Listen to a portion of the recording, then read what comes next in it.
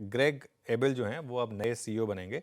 I think मेरी जो sense है ना, मुझे लग रहा है जो पिछले साल चार्ली मंगर जी की जो डेथ हुई थी 99 ईयर्स की एज में, उसके बाद मुझे लग रहा है कि अब वो जो जोड़ी टूट गई उसके बाद शायद अब वॉरेन जैसे बफे को लग रहा है कि अब शायद इट्स टाइम। सक्सेशन की तैयारी करनी थी, है ना। देखिए हमेशा एक कहते हैं ना कि लिविंग इन बोरोड टाइम, तो वो उस तरीके की बात होती है।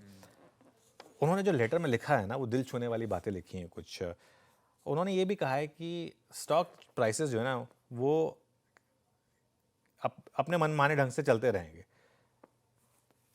60 साल में 3 बार ऐसा हुआ है कि बर्कशायर हाथवे का स्टॉक 50% से ज़्यादा गिरा है, और उन्होंने ये कहा कि ये आगे भी होगा।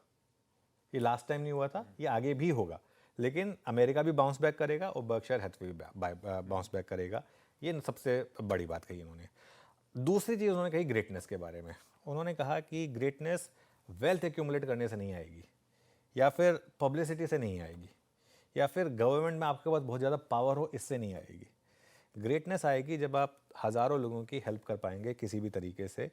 जैसे कहते हैं ना, काइंडनेस इज़ कॉस्टलेस लेकिन प्राइसलेस। फ़र्क है दोनों में, कॉस्ट और प्राइस में फ़र्क है। ये बात उन्होंने कही है।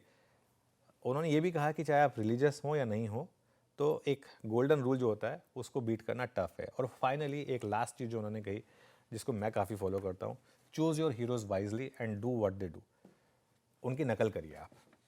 तो जैसे मैं अपनी बात करता हूँ, मैं कभी भी सोचता हूँ कि अगर जैसे मेरे बच्चों का मामला आता है, मैं सोचता हूँ कि मेरे पापा ने क्या किया होगा और जब मैं इस एज का था, तो मैं वो करने की कोशिश करता हूँ। तो ये मेरे ख्याल से एक रहेगा। आप हमेशा सक्सेसफुल नहीं होंगे, लेकिन आप ऑलवेज कोशिश कर सकते हैं कि उनसे बेहतर हों।